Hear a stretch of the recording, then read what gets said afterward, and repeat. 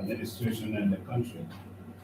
Uh, the very first challenge is that immigrants traumatized right now is leaving your children, your wife, your husband at a refugee camp. They're supposed to follow you in 2 months, in 3 months, but now resettlement been suspended. The family not joining you until time indefinite.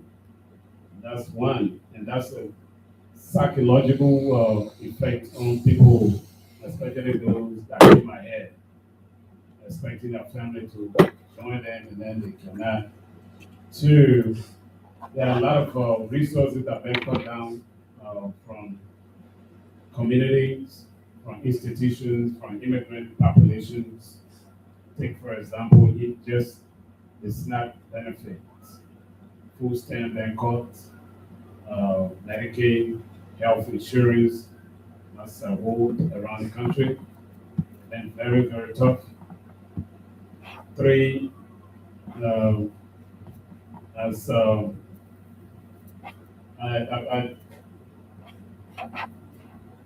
I'm accredited by your DOJ, and the law has shifted in different direction when it comes to immigration law. Uh, like before, people need to be processed. It's not like that anymore. Um, so the law has changed, and that pose or impose a lot of challenges on immigrants and even the community and even the U.S. citizens themselves, because most of them are part of the immigrants' life in this country. To the movement, the movement of immigrant population has slowed down.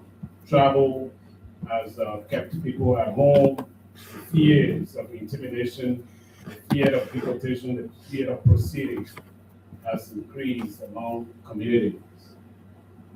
And people also see from the beginning coming to the US was a fun to say, yes, I'm going to a country to build a better life.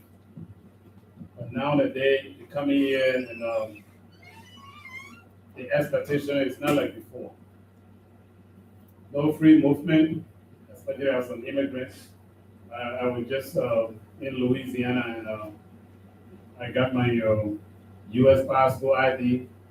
At the same time, I took my U.S. passport with me because an officer later me say, Casca, we don't recognize the ID. So I got my U.S. passport as a backup. Whereas before, I'll take my Bible lesson and go around the 50 states. I've traveled a lot around the country um, for conferences and for training with only my state ID card. But now that I have to, anyway, just imagine I'm part of the system, but I still have to travel with my US passport ID while I'm carrying extra ID in the United States. And we know that the US is a country that is considered to be peaceful, considered that is welcoming, that is known as a welcoming country. And I'm not saying that US not been doing their best, but at this time, there are a lot of challenges for every one of us that came in to the country and those that we even met here as an immigrant population. Um, yes, I think I was in Louisiana and then I received a call. Uh, Somebody wrote on the window on the Eastern Ave, and that writing portrayed a lot of things. So one of our supervisor here called the police, and when they came, they said, "Oh, we gotta. This is not easy. We gotta go and then really do investigation. I'm gonna call a team." So the detective came. And the detective said, "Oh no, there's another thing that the crime scene. got to come and do some investigation. And when they come in as prepared. So they were just doing a common routine, came with guns and all of that. In the island, and then people in the building, they were hiding themselves. And they didn't call me and say, "Oh, I put all the kids in the room, I locked them up." I'm like, "For what?" They said, "Oh, we seen a lot of, we don't know whether they are ice." And then I called Tim. Tim said, "Oh." I said, "Okay, let me call Gina." Wanted to find out the writing on the window. This is what the police were investigating. But people assume that immigration around, so they can't step anywhere. Those are the fears that are in people nowadays. But the thing you see two, three police cruisers around, you think that immigration is around. And the fear among every one of us is so high. So there are a lot of challenges, and we're hoping that we will come to normal at some point as we go down the line. Thank you. Thank you. Thank you so much, Mr. Yao. We just learned that the challenges around immigration and transitioning to a new country is tough and is ongoing, especially in the situation with everything around us. So we all have to stay put and educate our people on how they can stay safe. And as Mr. Yao said, hopeful things will get to normal soon. Thank you so much. So today's Africa Day term is actually one of my favorite because it's on sustainable water and safe sanitation for Africa's future. So being someone who spent most of my life advocating for environmental and water issue around the world, I'm excited to hear some inputs from people here and how we can use this information to build Africa and also help improve the sanitation issues as well. So my next question goes to Mr. Sam. What are some of the biggest challenges in Africa when it comes to access to clean water and safe sanitation?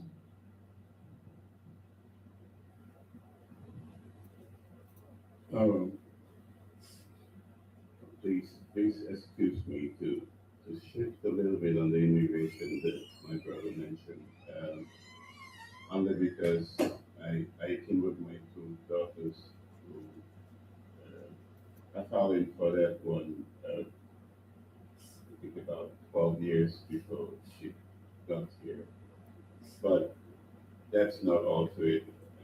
In addition to what you said, it's good for us to look at it in the complicated way, but also with the organization I work right now, we are thinking on how to modify our program thinking because the understanding is that with all that's going around with immigration, the community is becoming the, what we are even terming as uh, trauma in itself, just that sense of burden that people feel. And therefore, our interventions now in the communities we're working has to be kind of common formed intervention of creating listening cycles with people just to hear how people are feeling, how people are thinking, and how that helps creating release some of the burden that's going on. But to come to your question about the biggest challenges with sustainable clean water. When I came here this afternoon, I read that question and the first reflection I had was I suddenly found myself sitting here in the United States where it's giving it's just like light. I talk to my younger ones. You don't know where the light goes or not. You don't know where the water goes or not. Flip it on the other side. We just talked about Africa as a country. Of course, we need more education around that. But whether it's a continent or not, uh, water, as fundamental as it is in life that we live all over, perhaps due to conditions that Africa has faced over the years, um, there are many factors that also make it very challenging when it comes to safe drinking water. One of them I was thinking just now, not just looking on the outside, but also it has to do with the consciousness of the people who live within the given situations. And when I speak about that, I mean uh, when you have people living in horrendous uh, situations where I, I hate to term it poverty, I hate to term it that, but economically it's so challenging for them. Life is so hard to live. Sometimes the human consciousness uh, gets thrown away from what matters. So, take for example, safe drinking water. This is very limited in many of our situations.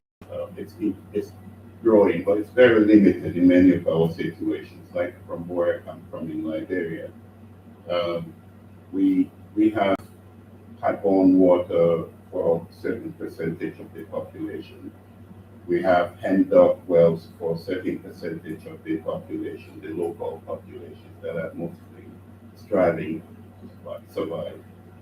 Uh, and even those maintaining any sanitation around there also is very difficult for the population we're talking about because their lives are taken away with more around survival and they do not have the built-in consciousness to even keep real sanitary situations within many of their communities and therefore water systems that are in those communities are very polluted and this constitutes immensely to a lot of public health issues.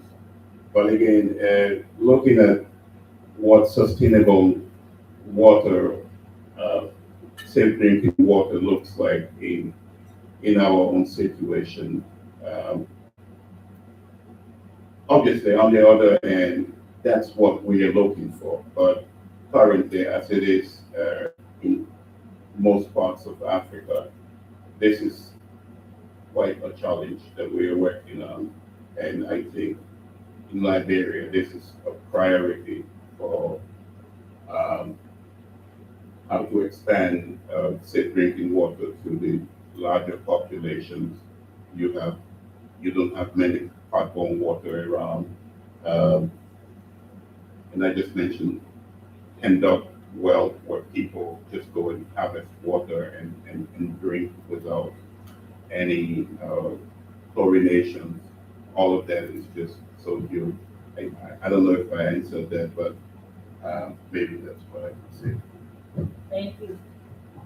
I think you more than answered the question. Being somebody who lived all their life in Liberia, I know it's not easy. The struggle between sanitation and water is very difficult. Like you are setting some examples, some places where people take water to drink. There are also waste that are there being improperly handled. So what we can take from here now is we all need to educate our people. And once we get the education, we also need to go back to Africa and share some of our insight on how we can rebuild the water and sanitation system in our country and our continent as well. So thank you so much, Mr. Sa, for sharing your knowledge about clean water and sanitation. So the next question goes to Madam Veronique Dorsey here. Being somebody from Haiti, I know Haiti and Africa, they are very similar. I tell the Haitians every day that I see you guys as African already. So, and I know the issue of water and sanitation is not just affecting or impacting the African continent. I know it's also impacting Haiti as well. Can you highlight an experience of the issue of sanitation with water as well in your own community?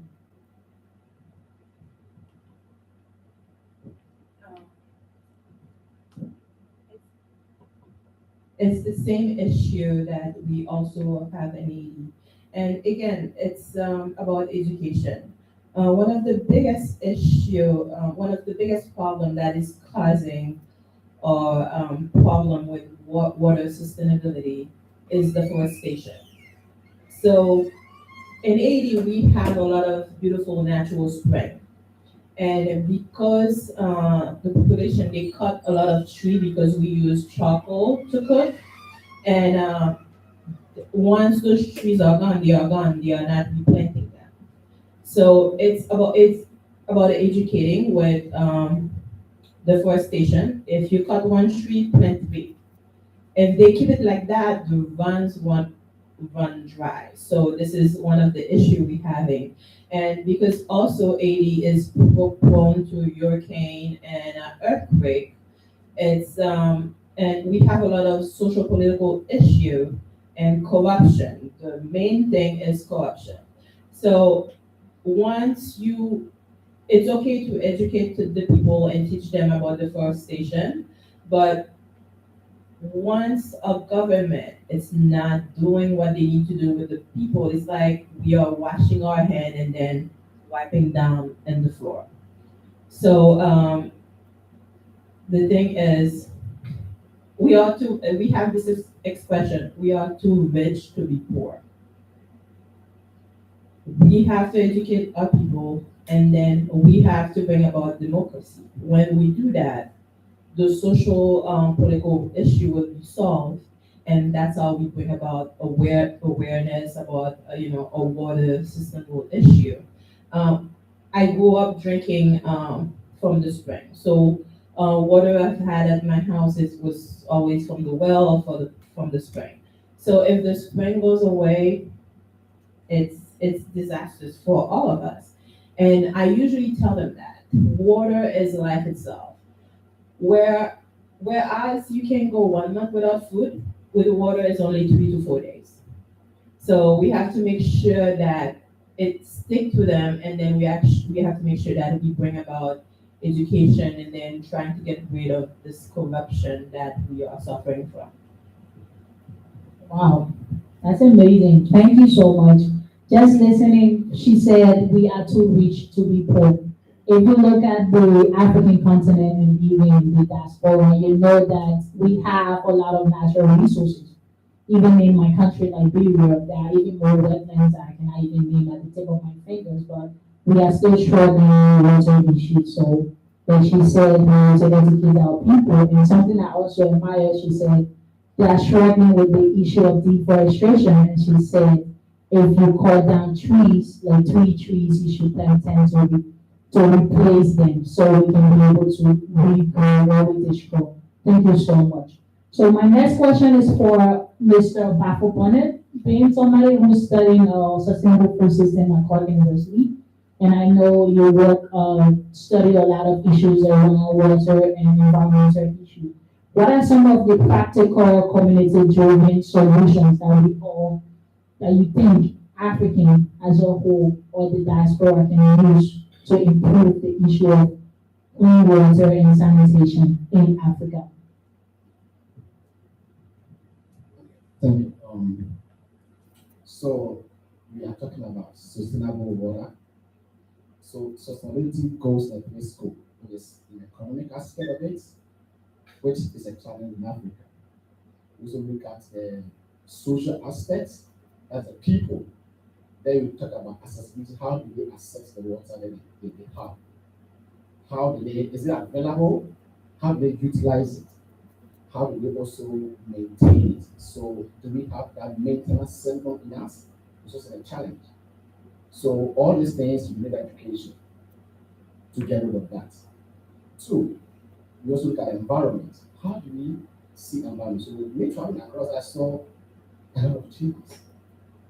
In Ghana, we have a lot of rivers, a lot of water, a lot of springs and stuff, the good groundwater. But the question is, do you really understand about the environment? So that's my purpose now. I really want to do something like I have some people down there to some professors and just bring something to implement something like we need to talk more about environment. I want to I see every river, it's clean. There's plants around it. So there's a concept people are holding to. Maybe you don't have that story. But my country, people will mind, they prefer to go mine for a million minerals and then post the same whatever we drink. And there's a case where a woman, not one woman, a couple of women gave birth to kids with 6 fingers.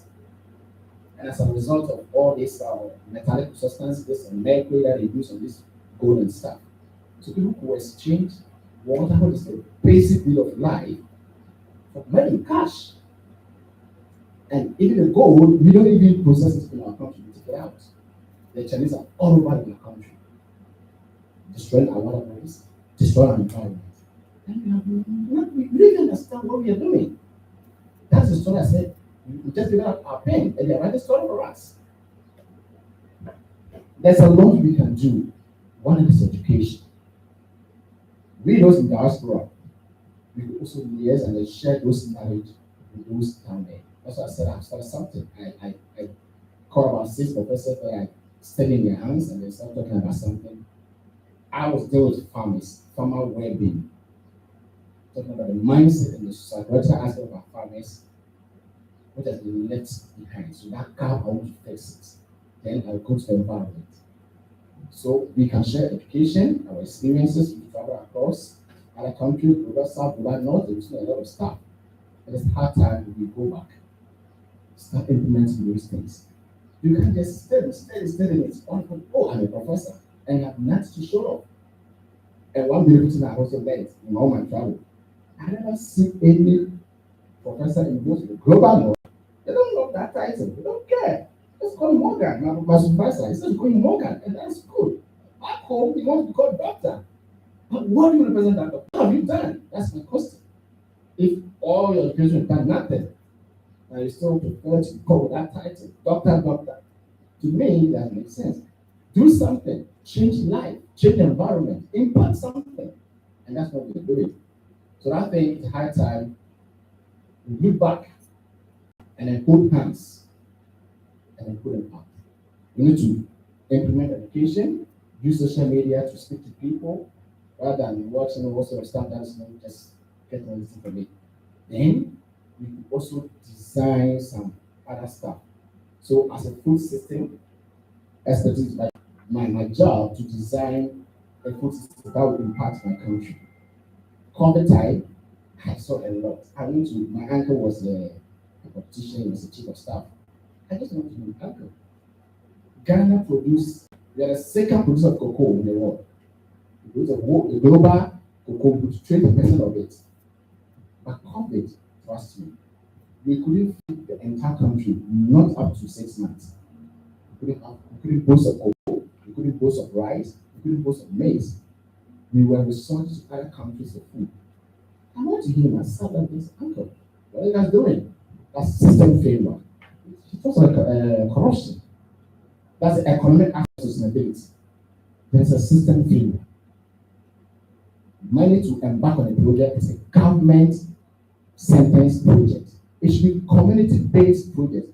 The moment it is more government, oh, I'm not in this party, I don't care. I won't take responsibility of it. And that is going to jeopardize. But it's a community-based project. Oh, this is our job. This is our way. I feel belonging. I'm part of it. It's my responsibility to take care of it. People want to just suffer money. They want to take money and then forget about the project. So economic-wise, we have issues and we need to fix it. We need to change our narrative. It's not only about cash. It's about love. It's about peace. It's about our land. Money will just flow. Just do something. So we need to take responsibility. We need to just correct many things that we have done wrong. We need to also educate our people, create access, and make those waters available.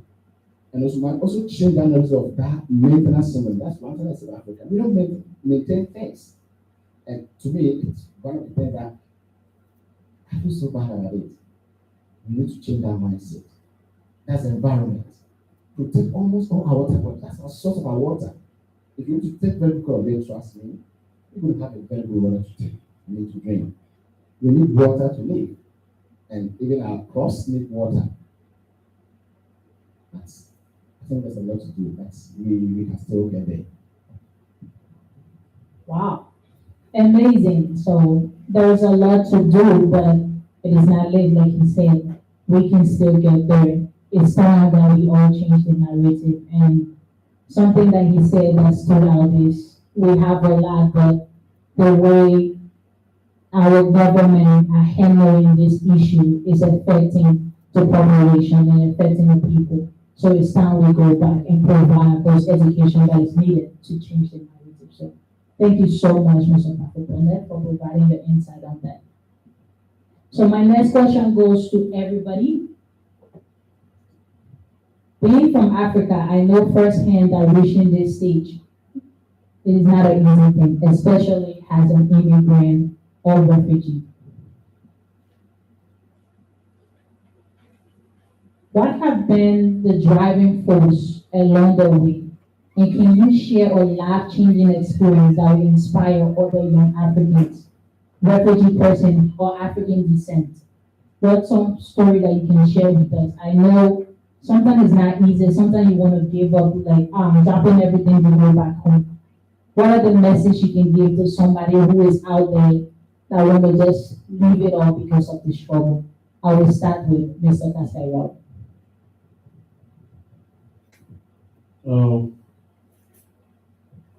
I will give you a few seconds to piggyback on the water system in Africa. When we talk about education, it's not about education. I will say that African leaders are well educated, but they are not patriotic to their nation, to their country, to their citizens, to their people. They only cares about themselves. Whereas when you travel abroad, they want to seek the betterment of the community, the children coming up. They want to see them go further in their education and to better their life. So the problem with Africa is that we need to love our own continent and we need to love our own country. Because if you love your country, you will do whatsoever you want to do to improve the lives of those that are around you. And how will you be educated and not even improving the lives of others that are around you? So in Africa, it's a matter of people being patriotic and loving their own country. All resources are there. Money in Africa. Yeah. If you do your research today, or let's say United States don't have iron ore over here, don't have rubber. But if you look at the history of Liberia, when Liberia was the largest producing rubber, had the largest rubber producing plantation in the world, and one of the best iron ore in the world. And United States breaking a lot of companies digging those iron ores and diamonds and golds and rubber. If you see those tires that your car is running on, you see Firestone. That Firestone is in Liberia. Those coal tar, all from that side. Why are we suffering? Because our leaders are not patriotic to themselves and to our nation. And this is why we are suffering. We should not be suffering. And we are well educated. Most of the African leaders, if you look at their background, most of them, they either come from Harvard University, right here in Cambridge, or from Yale, Connecticut. They are educated a lot. Very, very educated people. But But when they get off the plane, getting back to, I will say, in my country, when they get back on the ground, that's a different ballgame. So the very first thing I would say to an African leader is to love your country and to improve your country. Water shouldn't be a problem if you love your country. Because all the resources are there. We got one of the best. If you go to Liberia right now, if you look at some of the lake and the lagoon, the real water, blue. See, you will see that you will see the richness in those areas. But back to your question, how do we encourage the young people to further their education and to better their lives? For me, I've been, say, always at the forefront to encourage young people to be disciplined and to follow instruction and follow the direction. Especially where we found ourselves in is it's a country of law. And two, if you want to succeed, you will have to follow the pattern of life where you met the people. Like people say, if you go to Rome, you live like the Romans. If you came to the US, the priority is to go to school, be educated so you can sustain yourself, your family, and your friends in your community. So I always sing the song with our young people over here that you need to complete your homework. Without a completion of your homework, you can't go to another, you can't take another step. Because the homework make you to complete and to understand so that you can pass your exam. So I would say to advance or to encourage our young people, we need to focus. We need to focus and follow the discipline, follow the instruction, and follow the direction of those that are willing or that continue to share their knowledge with us so that we will be successful for the future. Thank you. Wow, thank you so much, Mr. Yao. And discipline, follow the rule, instruction, so you can be successful. As Mr. Yao said, sometimes we travel, we come here, we see something different. So when we get back on that plane and go to our countries, I would like to say we get reset to factory setting. Everything we learn here, we don't take those education back home to impact our countries. So we all need to be disciplined and we all need to learn how to follow instruction to be able to survive here, and we also need to prioritize education. Thank you so much. So the same question now I will get view from Madam Veronique Dossett here. Thank you. What I can tell to a kid or a young adult that is in this environment, whatever room that is important that you're in, you belong. You have to know that you belong there. And this, I have an example. I was doing an internship at Columbia University, and I saw a girl, she looked Asian, and I looked at her name was Asian, and I walked up to her, I'm like, oh, you look like one of my people, where are you from? And she's like, I'm from the Caribbean. I'm like, okay. And because we were staying in campus, I couldn't come home for Thanksgiving. So my best friend and I, we were the group together. We decided to stay in campus and then cook and invite, whomever was stuck in campus to come and eat. And then she came in, and then lo and behold, we did that on purpose. We started saying some bad words about her. And then she got upset. I'm like, I thought you're not Asian. Why are you upset? And she's like, well, I don't like to say that I'm Asian because of everything that's happening in Haiti. I'm like, it's your job to change the narrative. If you're hiding because of what people say and you're not saying where you're from, you are giving truth to the story. It's your job to change the narrative. Just because you're at Columbia University doesn't mean that, oh, I can tell people I'm Asian. No, own your community. you belong in whatever important room you are in. So that's the message I have for people growing up here. Wow.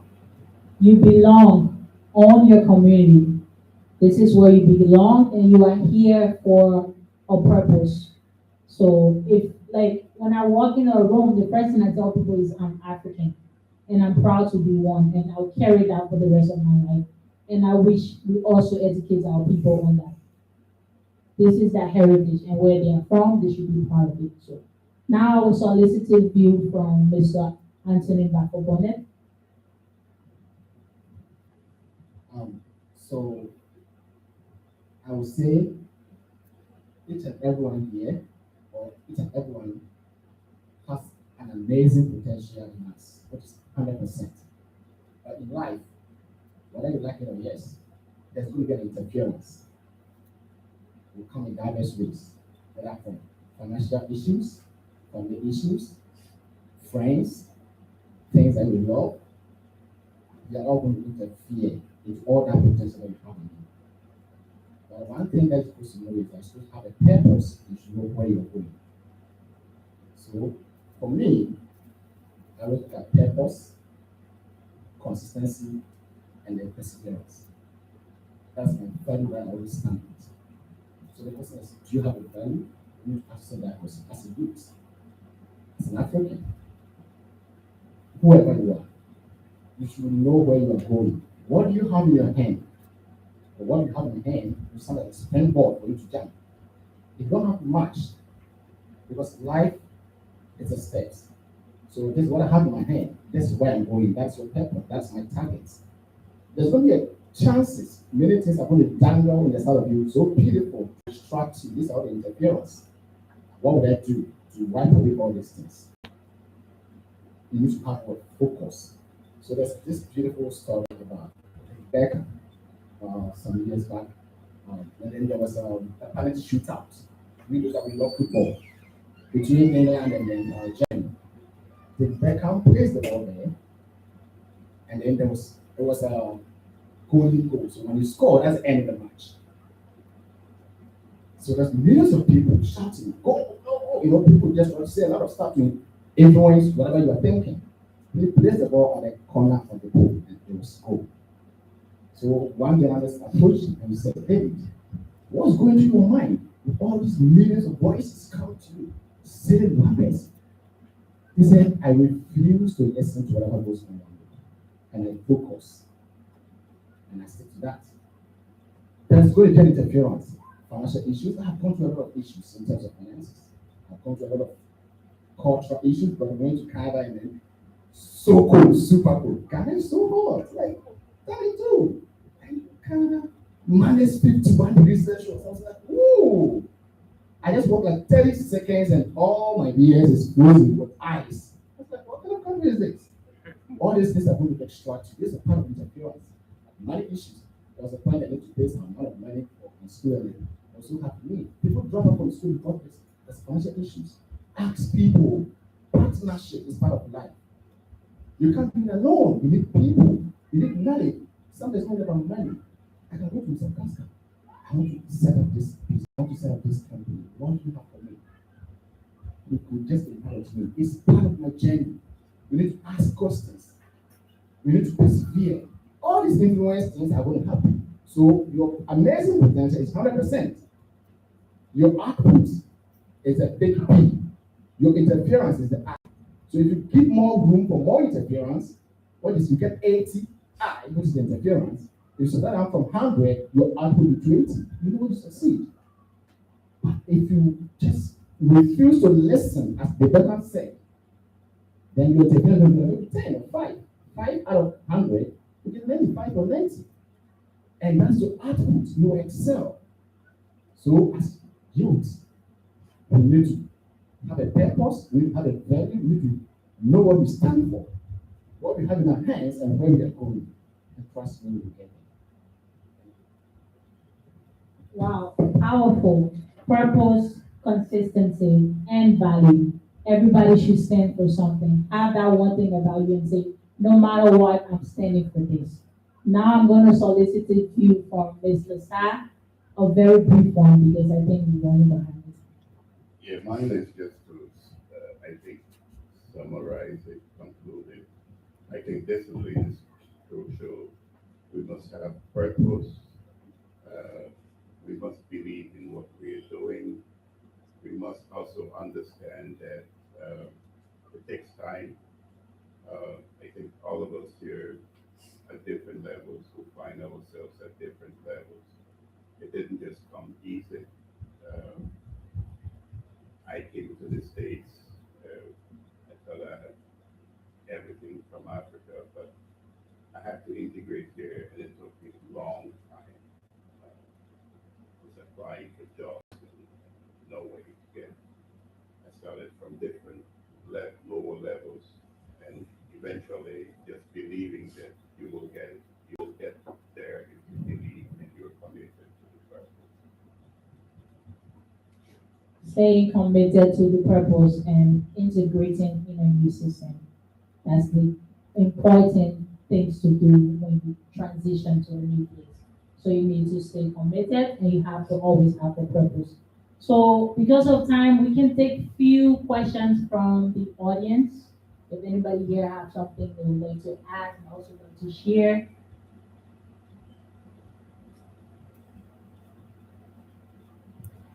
Thank you, all of you, for your stories and your suggestions. Casca, I was very interested when you were talking about the challenges that immigrants now face, and we all know how terrible the conditions are.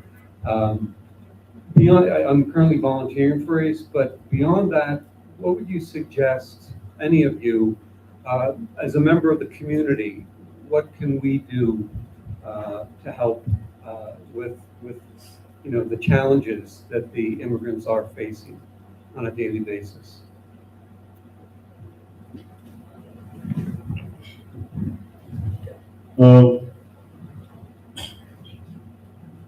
One of the best things that we can do,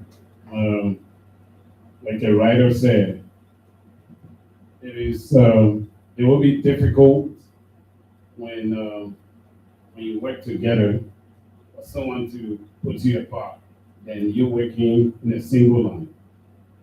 So what I'm trying to say is that the community, especially the Worcester community, coming to the aids of immigrants or as a community working together, maybe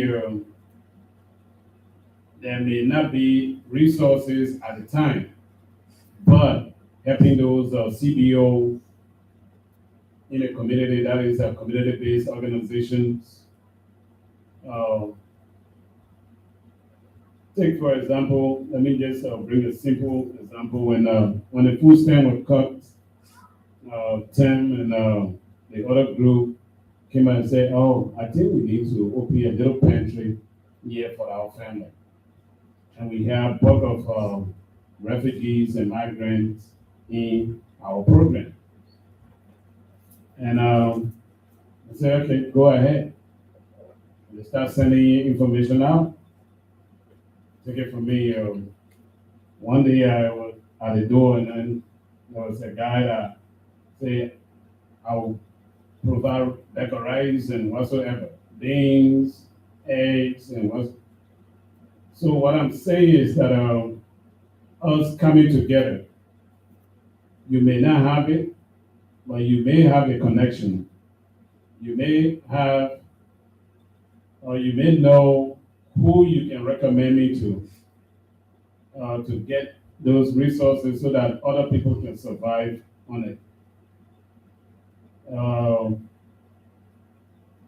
Beyond the challenges, and for us, I think when we see people standing with you, it gives you the courage. When we see people backing you up and say, "I thought I couldn't make it," but you look behind you and you see the population backing you up, or the community say, "Yes, we are here for you." A few years ago, COVID came. It was tough. But then many of us came together and say, you know what? There are others that do not have those resources or do not know how to go about to even get a vaccine. So what can we do? So there comes Worcester together. All the executives say, you know what happened? We got to put this together so that we can help those that are not able to get to the finishing line. And we came together. And today, Worcester together have been very, very solid, have been very, very supportive of our community-based organization and even the community itself. In short, is us coming together, asking, how can I help you? What can I help with? Or where you think I can recommend you? Do you want to reach to this person? I know this individual, I know this foundation. I can refer you. I think that's the only way we will overcome, by backing one another's up in supporting going forward until things get better. Thank you. Yeah. Any other questions from anybody? Okay, if we don't have any more questions, we will take parting statements from our panelists. If you could leave here today and leave us with a message for somebody who's trying to figure out where they belong now and they also want to impact their community, whether it's from Africa or Haiti, what message, what encouragement can you give that person, how to go about it, how they can start? So since Mr. Yao will have the microphone, I'll let him go first. If I will leave any word with you, I would say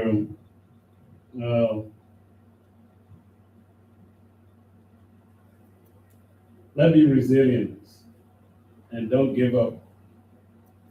I continue to tell people that the more you criticize me, the more I think I grow into that to grow, to be stronger. Because the more you criticize, the more I think to see how I can resolve and how I can get at that to do better. So coming from here, I would say as a community, we need to be resilient. We need to be hopeful. We need to know that this is not the end of the world. That challenges come, but it never lasts forever and ever. At the end of the tunnel, there will be light. So we should not give up. We should continue to be consistent and do what we do until we reach to where we think we're supposed to reach. So again, be resilient, be hopeful, and let's support one another. Thank you. Wow. Thank you so much, Mr. Yao. Be resilient. Don't give up. Challenging never lies. And remember, there is light at the end of the tunnel. So right now, I will give the microphone to Mr. Sai so he can give us his parting statement. I think just think about your goal on a daily basis. Think about anything constructive you can do towards that goal and commit to doing it on that day. Thank you.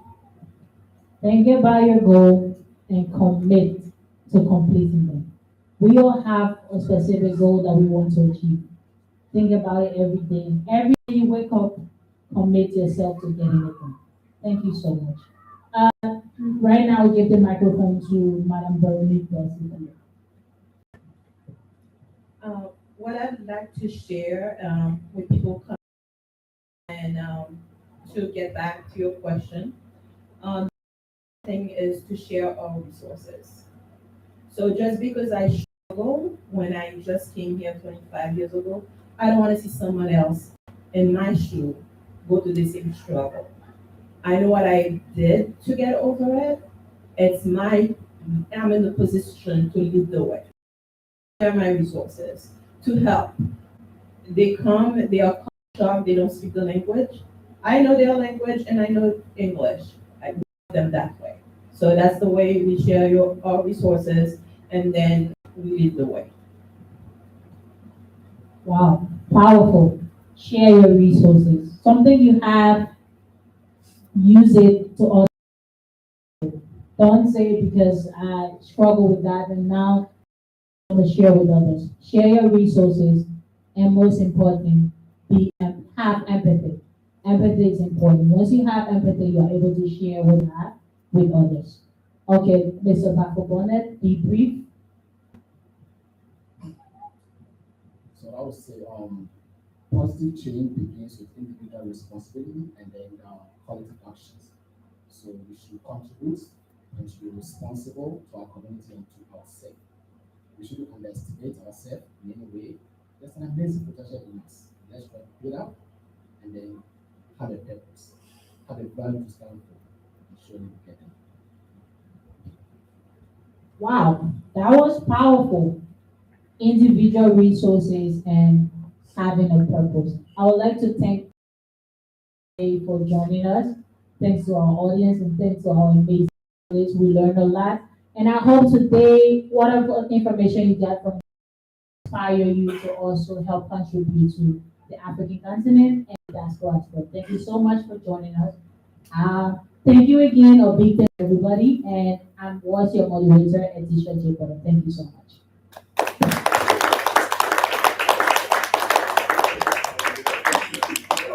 Before we go, I'd like to say thank you to everybody too. Thank you to the audience and thank you to my panelists. And of course,